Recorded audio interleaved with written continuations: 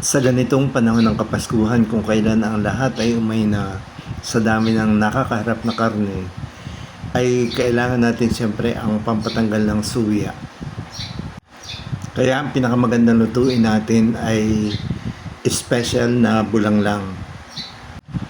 At siyempre hindi rin naman gaanong kagandahan kung ang ating iuulam mismo ay bulanglang laang.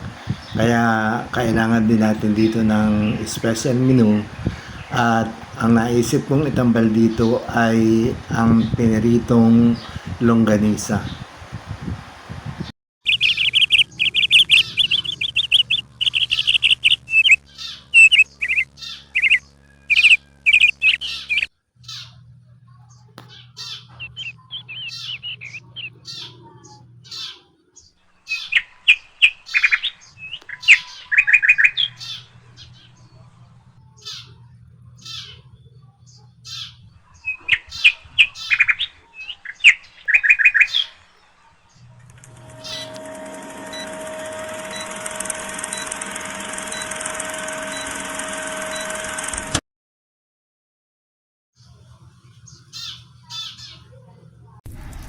Pakukuluan na natin ang sibatse o ang sibatsing simaron.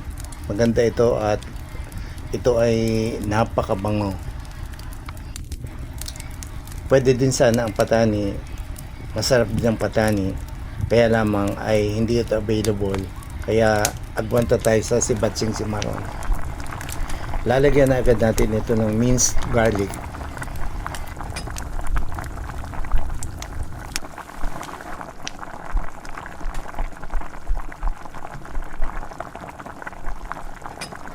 Lagyan din natin ng pampalasang asin at pabayaan natin itong magkuluan para lumambot ang ating sibatse. Ilahok na din natin ang kalamismis, ang sigarilyas o ang winged beans.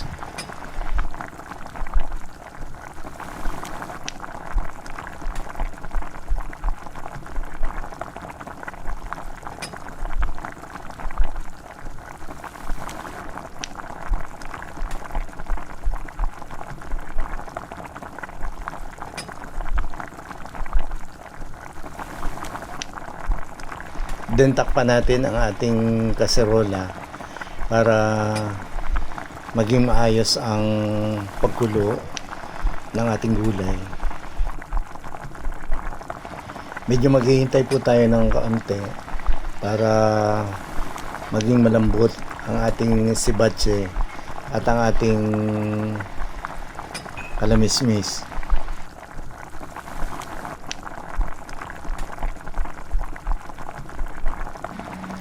Ilahok na po natin yung kaunting kalabasa na natira natin sa refrigerator.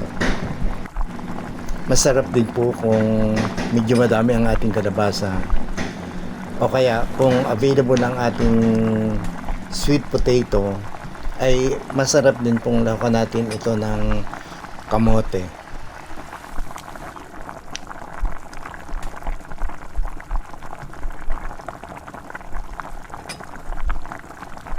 Ilahok na po natin ngayon ang ating ginayat na talong.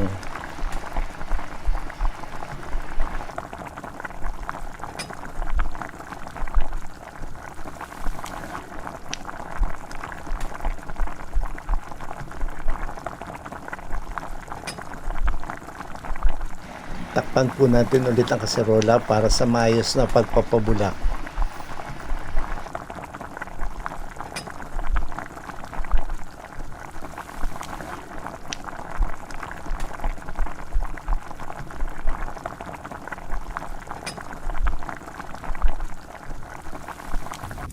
Maganda pong sahugan natin na rin ng dahon ng manunggay para mas masustansya ang ating gulay.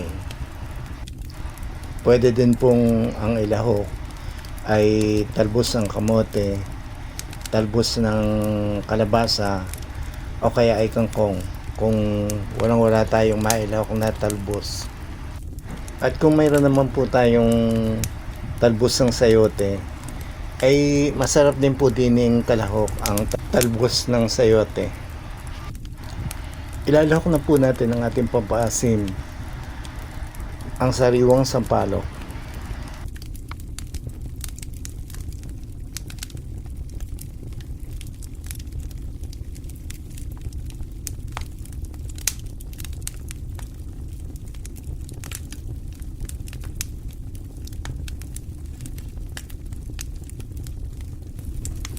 Nilagyan din po natin ng kaunting patis o ng fish sauce para maging malasa ang ating gulay.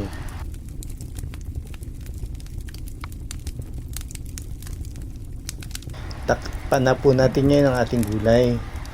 At pagkatapos po ng mga 2 minuto pang bulakan ay pwede na nating hanguin at pwede nang ating kainin.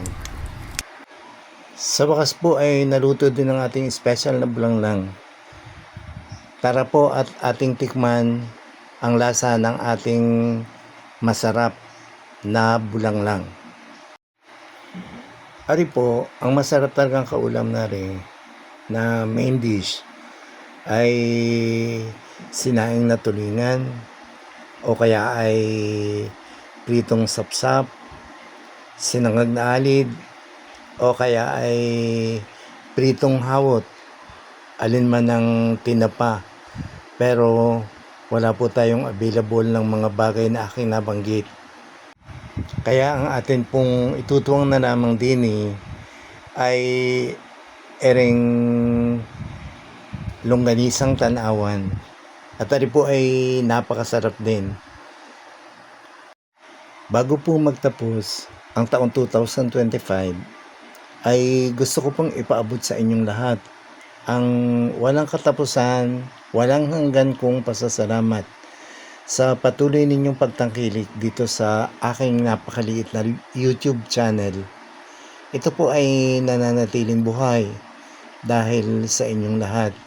Maraming salamat po.